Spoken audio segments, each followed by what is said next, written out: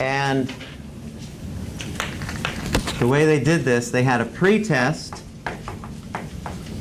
Sorry about this. Is the only one I have. Somebody stole all our things. They had a pre-test where everybody in this study shot 100 foul shots. Okay? Group 1, 100 foul shots. Group 2, 100 foul shots. They shot 100, and they wrote down how many each person made. So let's say that David's up there and he's shooting and he makes about 97, probably what he could do. I get up there and I could make 14, probably. But they averaged the whole group and they got a number, and it was pretty close. All 4 groups got the same average on the pre-test. Okay, we got that so far? Does that make sense so far? Then they applied the experimental variable. The first group, they didn't do anything. So, well, actually, they're group 4.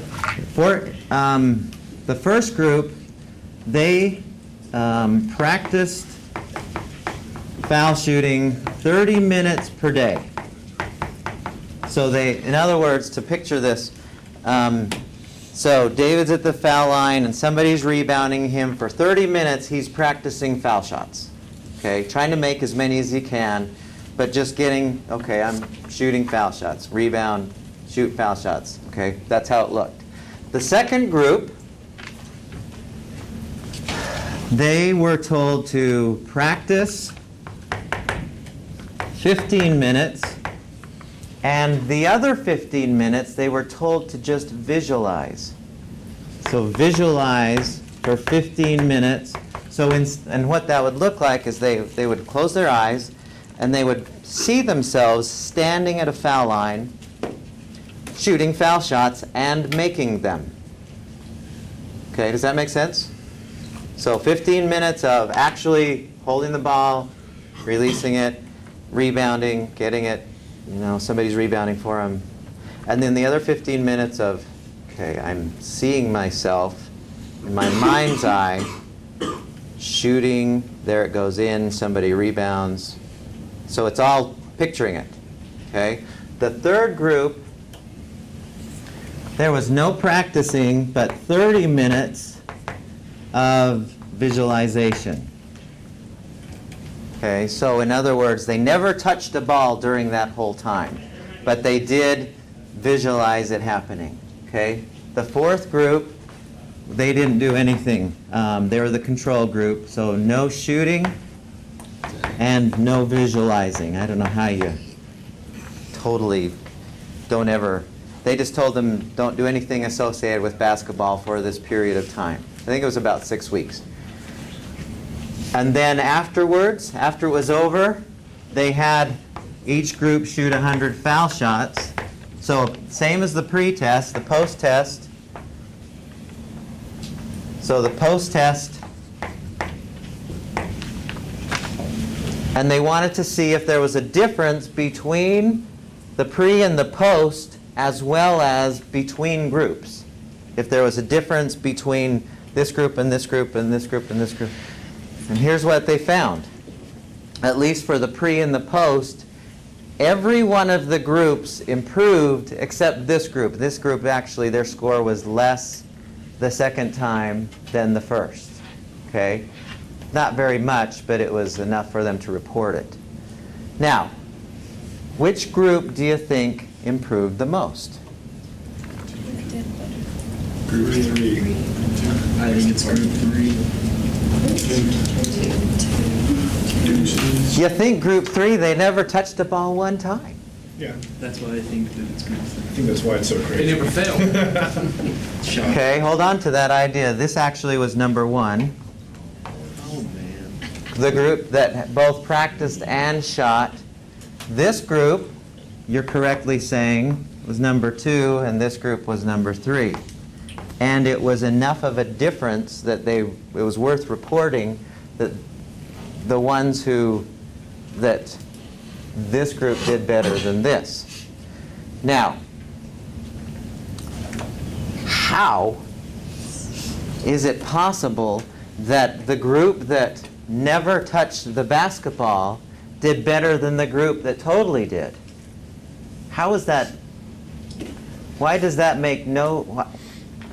To me, first, when I first heard this, I went, that's not logical at all. You've got to get the feel of the basketball, the feel of the ball in your hand, the weight, the trajectory of the shot. You know, you have to get a sense of that, and you never touch it during this. Well, how could we explain that? What is the explanation? You were saying there is no difference between imagining and actually experiencing in your brain. So they're just imagining how to do it. And you said before, what were they imagining? Not failing. Right. They were imagining successfully shooting. When you're shooting, did you hit it every time? David might. Taiwan might. The rest of us, probably not. Okay? So what happens when you notice that you're being successful in something? It makes you more successful. More successful. You feel more confident, right? Oh, yeah, okay, I shot that. I can do that again. Shoot it.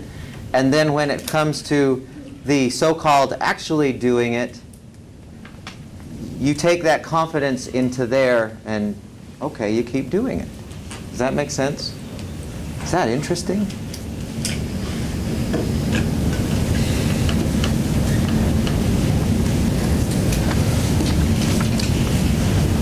I want to try this little experiment. Susan, would you mind? Can you shut that door, please? I want you to take everything that's in front of you and just move it off to the side, and then sit in your chair so that you can put both hands on the table in front of you. So there's nothing directly in front of you.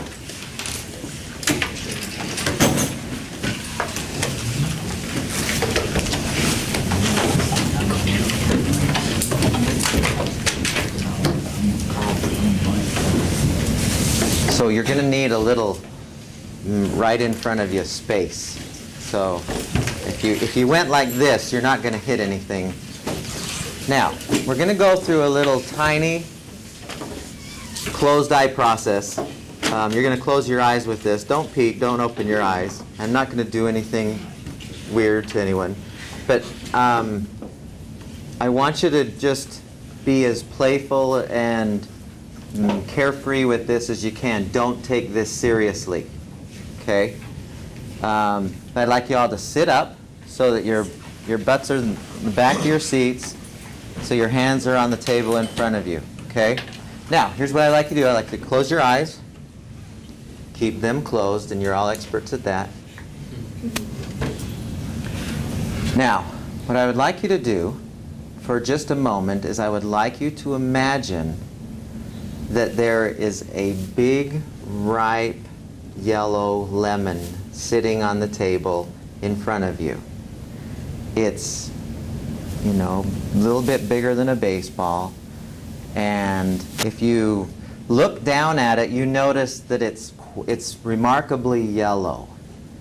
And you might even put your hands down for a second on it and just kind of wobble it. If you push down on it on one side, you notice that it wobbles, and then you let go and it stops wobbling. And do that for just a minute or two, or a second or two. Just kind of get a feel for this lemon, this yellow lemon on the brown table in front of you. And then go ahead and just kind of pick it up. Just pick it up with one hand. Pick up the lemon in one hand and maybe kind of toss it from one hand to the other. Get a feel for this yellow lemon, and take both hands and just kind of feel how it's bumpy. It's both very smooth and it also is bumpy, and just kind of sense that and notice how on both ends of this lemon are little knobs. And you kind of think to yourself, well, that must be how it hooked to the tree. And you can see how you can kind of sense the weight of it as you hold it in one hand, and so just kind of tune into this yellow lemon and contrast it to the brown table in front of you. So I'd like you to put the lemon down. Just let it, and notice how it wobbles just a little bit and comes to being still. And so now what I'd like you to notice is there is suddenly in front of you, next to the lemon, a very sharp knife. It's a really, really sharp knife. And what I would like you to do is just carefully grab the knife, not on the sharp end, but on the handle. Just grab the knife, and with your dominant hand, I want you to hold the knife, and with your other hand, I want you to just secure the lemon. So I'd like you to just secure the lemon, and I want you to just cut the lemon in half, just carefully cutting the lemon in half. And notice as you cut, it's exploding with juice. This is the ripest lemon of all time. And be careful, because you don't want any of that juice to get in your eyes. And just carefully cut through it. And you notice as you cut that it separates in two, and the two pieces wobble, and you let go of it, and now you're just holding the lemon, or excuse me, the knife, and the two halves of the lemon are in front of you. You can see the juice just oozing out, and you can see the different colors of yellow, the inside compared to the outside. And as you look at it, you also notice that there's little compartments inside the lemon. And so just kind of drop your knife for a second and pick up the lemon and just bring it up to your nose and just smell and take in the whiff of this lemon, and notice how very lemony this lemon is. Just really take another deep breath and notice how very lemon. You can feel the juice going down your hands because it's so juicy still. It's just unbelievably juicy. And so you put the lemon back down on the table. Just let it kind of wobble to a stop. And pick up the knife again. I'd like you to just take one of the halves of the lemon, and I'd like you to cut that in half again. And notice how the juice is just spitting all over the place. It's so lemony. Just cut it in half, and you notice that now you have a quarter of the lemon that is kind of wobbling and comes to a stop, and you've got the other quarter still in your hand. And now I'd like you to just put down the knife. Just put down the knife and kind of take that quarter of the lemon and just kind of look at it for a second. Have it in both hands, or just kind of sense it, but don't touch the juicy part because it's too juicy and you don't want all that juice running down your hands, because then you'll have to clean it. But you can smell the amazing smell of this lemon. And now what I'd like you to do is just bring it up and smell it again. Just take in and really tune into the smell of this lemon. It is just, it's almost sour just to smell. You can smell the sourness of it. And it's, you can see the yellows, and you can sense the size of it. And now what I'd like you to do is I'd like you to open your mouth, and I'd like you to put the inside of the lemon in your mouth and take a really big bite. Just take a big bite, and it's the most souring bite you've ever had. It's just exploding with flavor of sour in your mouth, but you like it, so you're okay with the sour, and so you take another big bite. Just take a huge bite, just clamp down, and the juice just explodes in your mouth. And now open your eyes. Okay, how many have saliva going right now? How many are like, can somebody let Mary Kay in now? How many have, raise your hands, how many have saliva going in your mouth? Now, why, physiologically speaking, why does saliva happen when you eat a lemon? Why does it naturally happen that we have saliva happening whenever we eat a lemon? Too acidic. Okay, that it's to kind of offset the acidic nature of the lemon. It's also part of the digestive process, right? Okay, now, I'm looking around and I don't see a single lemon.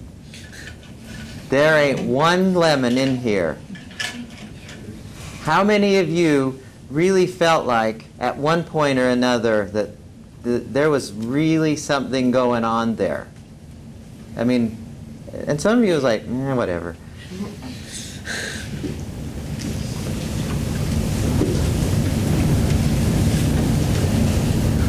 Okay, next question.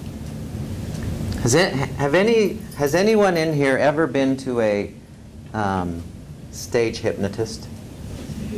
Wow, a lot of you. Has anyone ever gone up on the stage?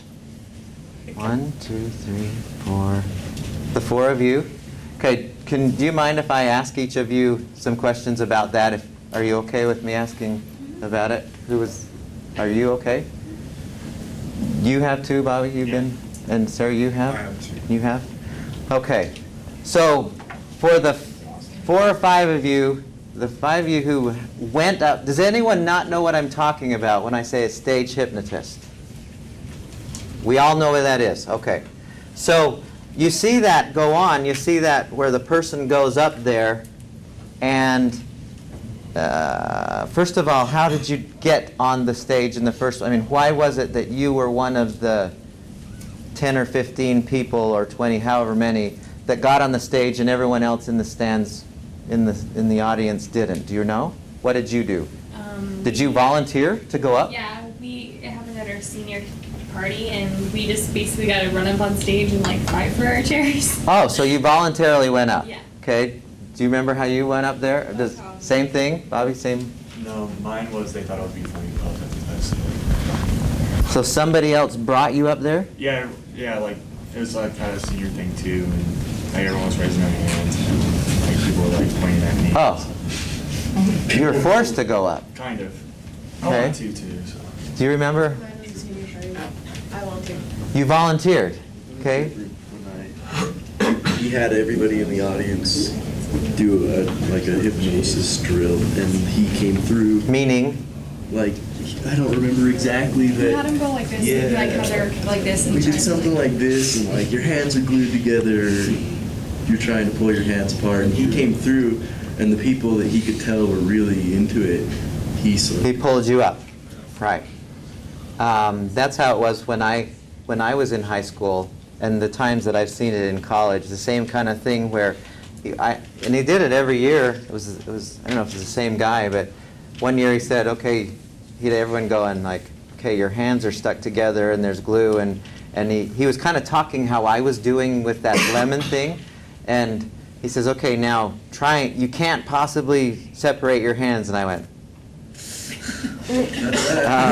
But there were other people who he said, okay, the girl next to me went, I can't get my hands apart. And she, okay, you're coming up here, right?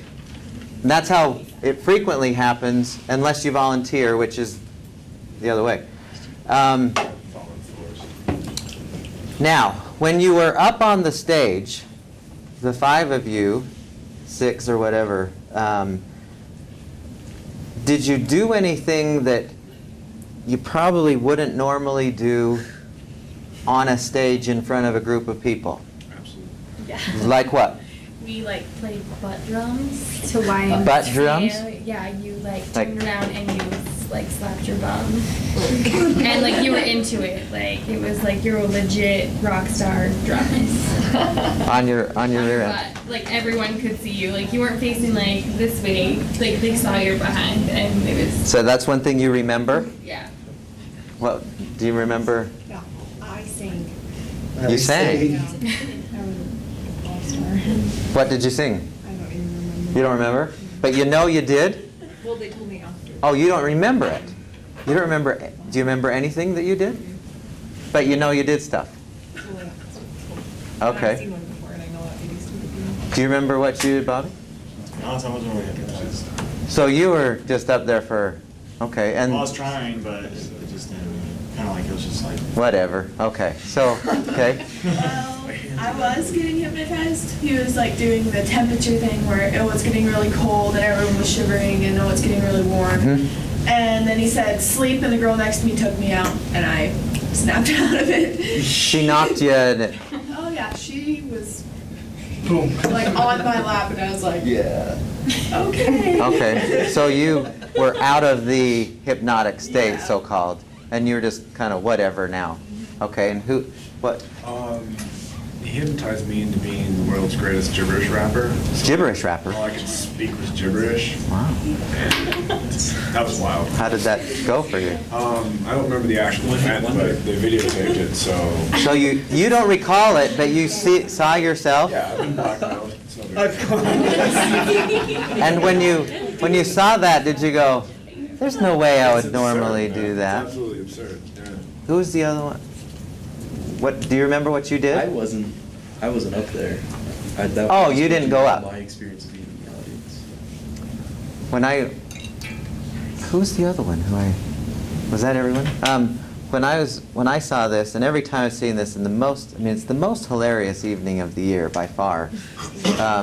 When I've seen it done on college campuses, I saw it back east when I was in school and when I was teaching back there, and every time I would make sure that I saw it because there's nothing so hilarious as watching somebody make a fool of themselves without realizing it. But when I was in high school, and I saw this, and I was one of those who went, whatever. Or that one year they had us, like, one hand's a brick and the other hand's a helium balloon, and we see all these people going like, nothing. It was a crock. I thought, they're making it up, is what I was thinking. And I thought, and so I was in this class. It was called a marketing class, pretty much. It was just a bunch of us who wanted to be in this. It was a waste of a class. But anyway, we had this professor in the class. His name was Mr. Ward, and he was a hypnotherapist. He happened to be able to hypnotize people, and it was after that assembly when we got talking about this in class, and a few of us were like, that's a crock, they're making it up. Even though my best friends, people who I grew up with, and I saw them do things that there's no way that they would ever do, I still felt like they're probably acting. They're probably making it up. And so we started talking about it in class, and he happened to have been working with a couple students in the class hypnotherapeutically. Wow, that's a long word. Using hypnotherapy with them for some emotional issues they were dealing with. So he was using it for therapy. And he asked them if they would be willing to be part of a little experiment. And both of them, one's name was Paulina and the other's name was Judy. And they said, oh, sure, well, whatever. And so the first person, he said, okay, Paulina, would you mind doing this with me? Well, before that, let me go back a little. Imagine for a second, I don't have 2 chairs available, but he said, all right, I need the strongest person in the class. And there, immediately we all looked at Rick. Rick was, easily the strongest guy in the class. He was he was a fullback, and he was just a huge guy, not very bright, but he was an incredibly strong guy. And he said, all right, Rick, what we want you to do is we want you to put your heels on this chair and put your shoulders and head on this chair, suspended, in between, and we were going to time him to see how long he could stay like this, only horizontal. Can you see that? So like planking. Yes. Okay. Yeah, like planking, only without only on his back. Okay? But nothing in between. Takes a little bit of strength there. And so we timed him, so we got, all right, Rick, let's see it. And so we watched him do it, and he goes, all right, he was all tough. And he did it for 15 seconds, and he started to buckle. That's all he could do. It was 15 seconds. And then he said, all right, so Paulina, who happened to be the smallest girl in that particular class, she was just this tiny, she didn't even know where the weight room was. She was the smallest person. I'm sure she never did a single ab workout of any kind. And he said, can you be Paulina for a second? You don't have to do anything. But, so he said, Paulina, 1, 2, 3, and snapped his fingers, and Paulina immediately went, like, you see him do. Was that easy? Yeah. He just went 1, 2, 3, and he said, all right, Paulina, can you hear what I'm saying? Yes. Are you okay? Yes, I'm fine. And then, because she was conscious, but totally relaxed. And then he said, okay, when I count to 3 and snap my fingers, you will your body will become a steel beam. It will be impossible to bend your body. There's no way that your body can be bent. He kept saying that over and over to her. Do you understand what I'm saying? Yes. And so and then he said, okay, 1, 2, 3, snapped his fingers, and she just put her hands here, and she was just like this. And then a couple of us picked her up and put her there where Rick was. We started timing. She was there for a minute. And it was like a hole in one. It was the most miraculous thing. I couldn't believe that she could possibly do that, but she just stayed there. Didn't even flinch. Now, she was in pain for days afterwards. She said, "What did you do?" But in that moment, she was doing an absolutely impossible thing for Paulina to do. And I just went, holy cow. I couldn't believe it. And then she said to Paulina, so let's pretend, or Judy, if you be Judy for a second. And I knew Judy really well. She was a really close friend of mine, lived just around the corner from me. And she was one of these people who would never draw any attention to herself. She was quite quiet and just a calm person in general. And he said, all right, Judy, 1, 2, 3. And he snapped his fingers, and she again, she collapsed on the floor. And, are you okay, Judy? Yes. And then he said to her, okay, when I count to 3 and snap my fingers, when you open your eyes, you will notice that nobody has a body. All you will be able to see are heads. Okay? And do you understand what I'm saying? Yes. And so he said 1, 2, 3, snapped his fingers, and she opened her eyes and and then she looked around. She started getting really just amazed. What the heck? And she went, Mr. Ward, what's wrong, Judy? I don't know. I don't see it. And so we all started getting up and walking. And she just freaked out. Her face went white as a sheet, and she ran behind this desk, and she was like, Mr. Ward, what's going on? What's wrong, Judy? I don't know, but nobody has a head. Nobody has a body. And then some kid started jumping on a table, and she was screaming at the top of her lungs. And people came down the hall. Is everything okay in here? And we all, yeah, it's fine. But and she didn't crack a smile or anything. I mean, there's no way that she, under normal situations, would have not, how do I say this? She would have given in. Yeah, she would have dropped the character, or however you say that. She wouldn't have pulled that off. And it was at that point when I said, something is going on in our minds that when you're under hypnosis, that I have to find out about. Because it was absolutely amazing that people were, and in your case, singing at the top. Would you ever normally do that? No, you wouldn't. What? That's my sister's thing. I want to do. Yeah. And yet, you probably did it without thinking anything about it. You just barreled it out, I'm guessing. What's going on? So, No fear. Acting like a child.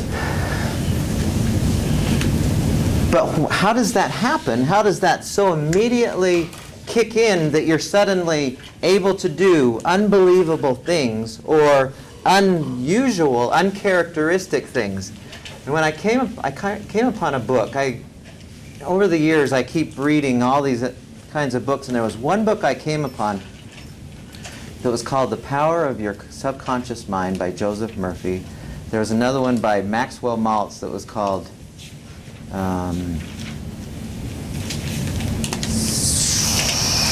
what is that book? You know which one I'm talking about, Corey? Do you know, Susan? The Psychocybernetics. Psychocybernetics. And both of them talked about the subconscious mind. And this is how they described this. And as soon as I understood this, I went, oh my goodness, we have an amazing thing going on for us that we never touch. And this is how he described this. It's kind of like this. Here's our conscious mind. So this is our conscious mind, this little circle. And we have this much larger mind, which we'll call our subconscious mind. So here's our conscious mind, subconscious mind, okay? Now, the way this works for us, this is so fascinating, the way this works for us is the conscious mind is kind of like, we could use a lot of metaphors, but there's one that seems to work here nicely, where the conscious mind is like the engineer in a cold-driven steam engine train. Okay, does everyone know what I'm talking about? You got the train, and the guy, the engineer in the front of the train, he's going, oh, okay, we got a hill coming up, and we're going to have to navigate ourselves to get up this hill. Now, he doesn't make the train go up the hill. Who does? The engine. Yeah, and there's a guy, so this is the engineer. The subconscious mind is the guy in the steam room. He's actually called the stoker. He's the guy who picks up the phone and he goes, oh, we need some more power? Okay. And he starts shoveling coal into the engine, right? He doesn't go, well, I don't think I feel like doing that right now. No, I'm not going to. He just, whatever the engineer says, he goes, oh, okay. Right? Now, the power of the train is not this guy. Again, the power of the train is this guy. We think it's this guy, but he's just directing the train. Now, here's what happens in hypnosis. Well, see, this guy, the stoker, he will do whatever he is told. It doesn't matter a bit if it's right or wrong, good or bad, moral or immoral. It doesn't make a bit of difference. It just does what the subconscious mind just does, whatever it's told. Okay, you got that? But it gets its messages from the conscious mind, which most of the time is wrong. You know, I'm going to have some problems coming up. The subconscious mind goes, oh, okay, I'll create some problems. Now, let me divert just a little bit. So what happens in hypnosis? You skip past the conscious and you go straight to the subconscious. Exactly, yeah. The conscious mind, unless you're Bobby or me, the conscious mind kind of shoots over here. You get really relaxed. You get into this hypnotic state, so-called, and that's not what we think it is. But the conscious mind moves over here, and then you have the hypnotist. Running the show. The hypnotist, he's talking directly to the subconscious mind, and the subconscious mind says, okay, whatever you tell me to do, and I start singing. Or I hold myself like this. Or I do anything. I've seen people who, under hypnosis, totally, that would never do it under normal circumstances, completely disrobe. Disrobe? Yeah. What does that mean? Take their clothes off. Get on your birthday. And what he did is he said to the person, to the subconscious mind, okay, it's really, really hot right now, and you're at the beach. There's nobody else around. So it's believing whatever it's told. There's nobody else around, and you're hot. So go ahead and take some of that clothes off because you want to be a little cooler. And, okay, only it's okay. The subconscious mind does whatever it's told to do. How many in here, this is kind of going off to the side a little, how many in here are bad at math? Hello.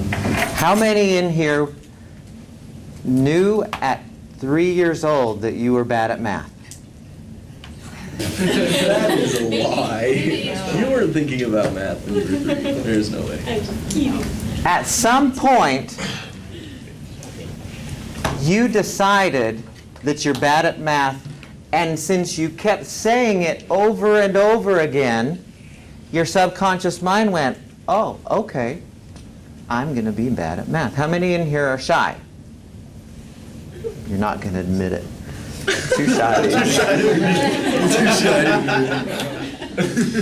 Is there such a thing as shy genes? No. At some point, nobody is by nature shy. And some of you are going, you should see me. I am. But no, at some point you have decided, you have let your conscious mind, which is the director, take you in that shy direction, and your subconscious mind does whatever it's told. And if your dominant thought is I'm shy, if you say it over and over and over, your subconscious mind goes, okay, we will make shy choices now, because that's what you're telling me to do. Does that make sense? You totally create your experience by your dominant thoughts that end up in your subconscious mind that is your reality, that creates your reality. Of that, I'm absolutely certain. Now, we go into that in a lot more depth in the other class. But in this class, what does this have to do with stress? We've told ourselves to be stressed Okay, in certain situations. okay, be a little more specific. What do you mean? Like, I have homework, but I have too much stuff going on, so I'm just going to zone out and not do any of it, and then it makes more stress. Okay. How does that relate to this? You've told yourself that it's stressful instead of it's, not going to be bad. I finish my homework, I'm going to be fine. But instead you're like, oh, homework. So Okay. homework's become the stressor. Your dominant thoughts, really get this down in your heads. Your dominant thoughts create your reality. And if your dominant thought is, I hate this, if your dominant thought is, bad things are going to happen, your subconscious mind doesn't know good or bad, right or wrong, evil or what's the opposite? Good. It does not know. It just, whatever you consistently tell it, it's going to go, oh, okay. So if you're telling me bad things are going to happen, then I will create a physiology that goes along with bad things happening. So then can you prevent yourself from getting sick? Say that again? Can you prevent yourself from getting sick? Absolutely.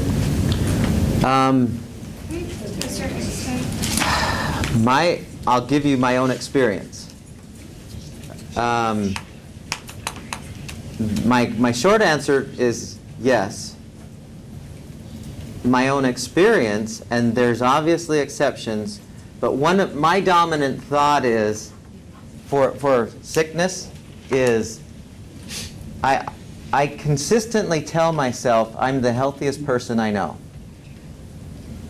I don't know if that's true or not, but I tell myself that all the time. I say I'm the healthy. When everyone's getting the flu,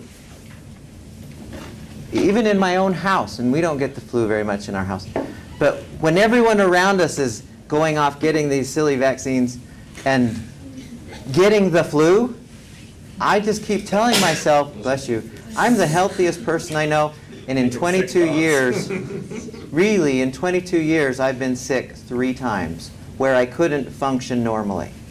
Now, I don't know if I happen to have good genes. I don't think I do, because it doesn't show up that way. You have great genes. How do you know? They're not G's. You can say that you did. I can't do anything about that part. But I can say I'm a very healthy person. And how many of you know people who really quickly can make themselves sick? Oh yeah, it's easy. Oh, I know I'm sick. I know I'm sick. And your subconscious mind goes, okay, whatever you ask for, here comes the sick. Or stressed, or worried, or jealous, or whatever emotion we have, our subconscious mind is always listening. This is not small stuff. I like when you call into work sick, like, oh, I feel so bad right now, can't come in, and then you actually turn up being sick a few minutes Yeah. later. Take a 6 day and Has actually anyone get ever sick. done that? So how, Nobody does that. so then how can you apply that to something practical? Say that again. So how do we apply that to something practical, like studying for a test or doing well in school? So I would say, it has to do with our self-talk, and this is kind of down the road a bit in the other class, but whatever you consistently say to yourself, so if I were struggling in school, the first thing I would say to myself if I wanted my subconscious mind in the act is I would say, I can handle this. And I would say it every single day, every moment that a doubtful thought comes into my mind, I would say, I can handle this. This is easy for me. And at first it might seem like a lie. But I can't do math. But as you say it more and more and more, your subconscious will go, okay, whatever you're telling me, I don't know anything about the reality of math, but I'm going to make it so you can learn it. Because you're telling me you can. Or shy, or, any emotion.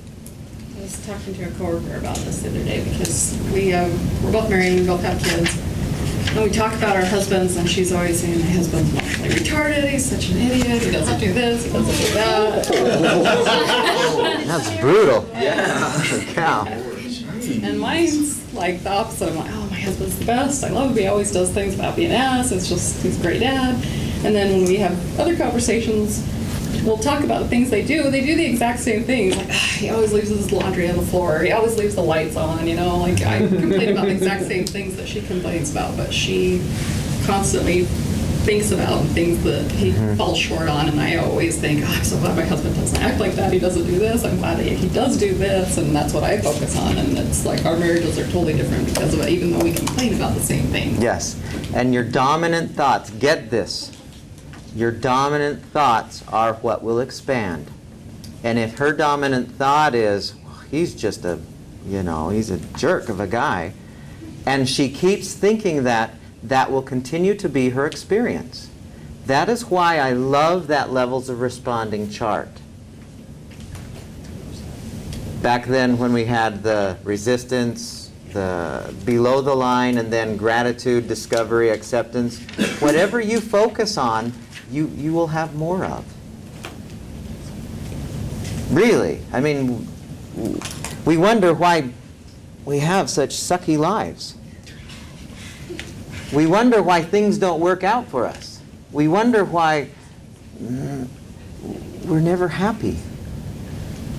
It amazes me how unhappy people want to be.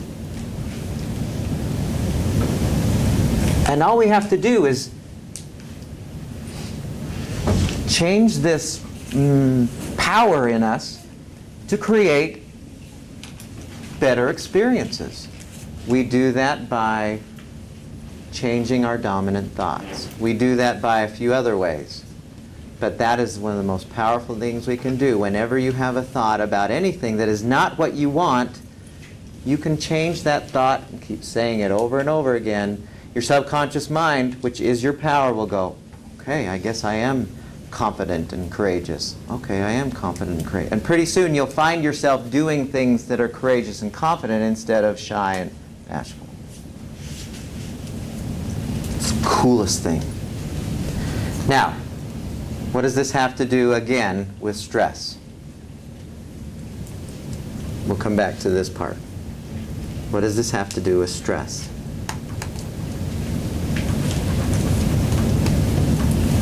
It just makes me think like you don't have to have any of it. Like you don't have to let like that affect you. Like no stress that comes up in your life.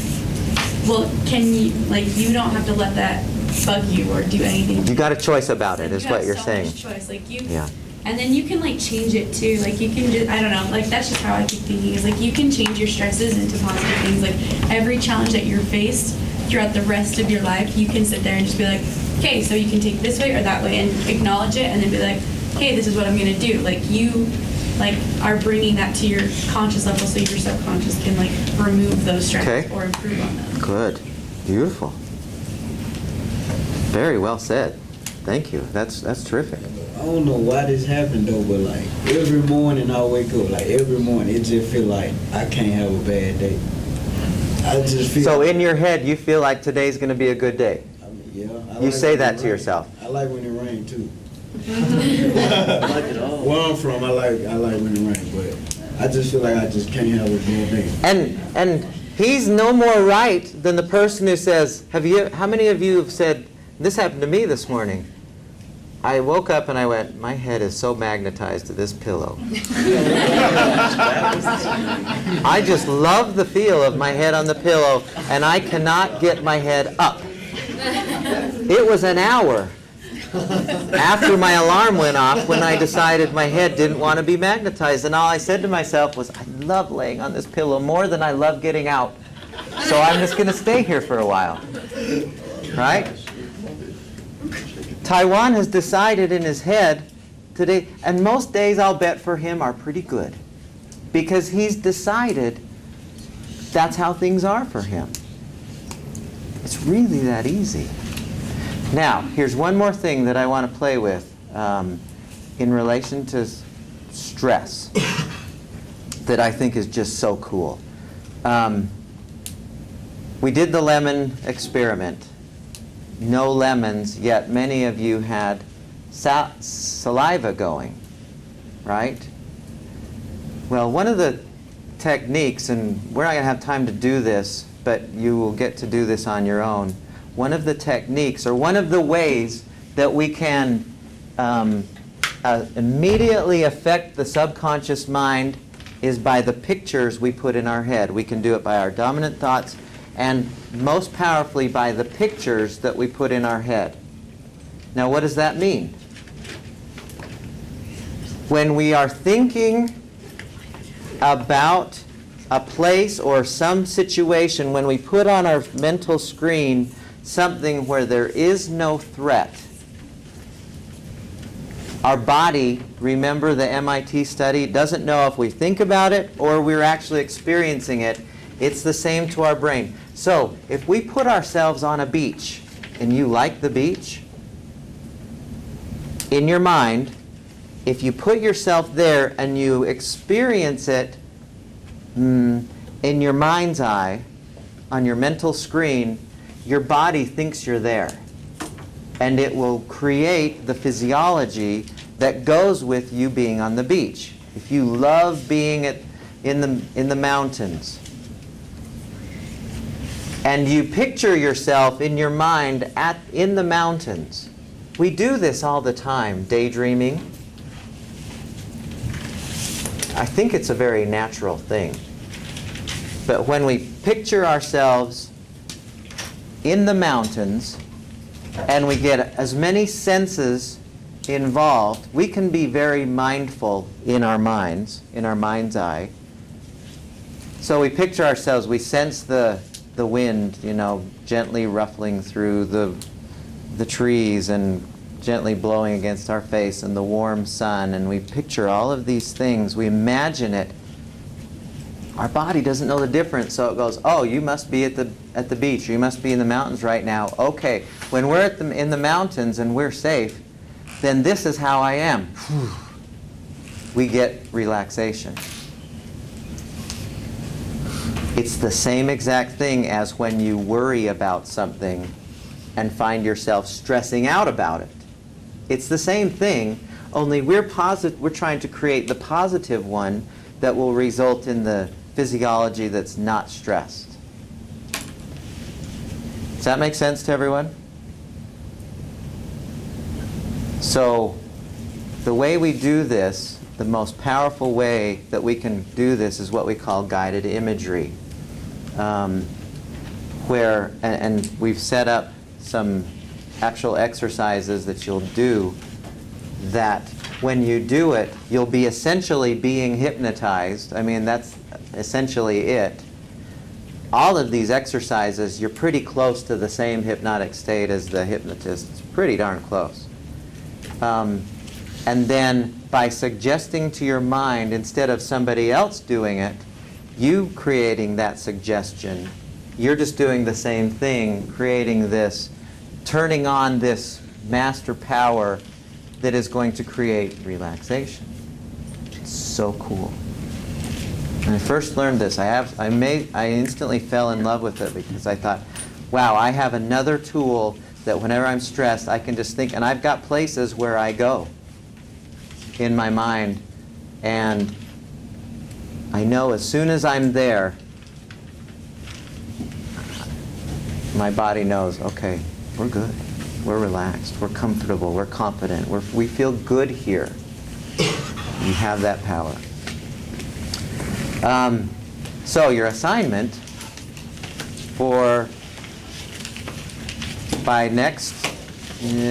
we meet on Tuesday, is to do, I want you to do the relaxation exercise on the DVD, CD, the MP3s, that is called Mountain Lake Guided Imagery. Now, pay attention to this, it's really important.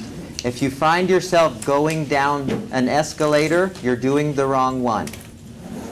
That we'll do later on. I want you, be sure it's the one that it's not the one where you're out in the woods and you're, what's the right way to say this? Just make sure you do the one that says Mountain Lake. There's 4 of them on there. If you've got the CD, there's 3 on the DVD. Don't do any of them except the one, because somebody always does the wrong one.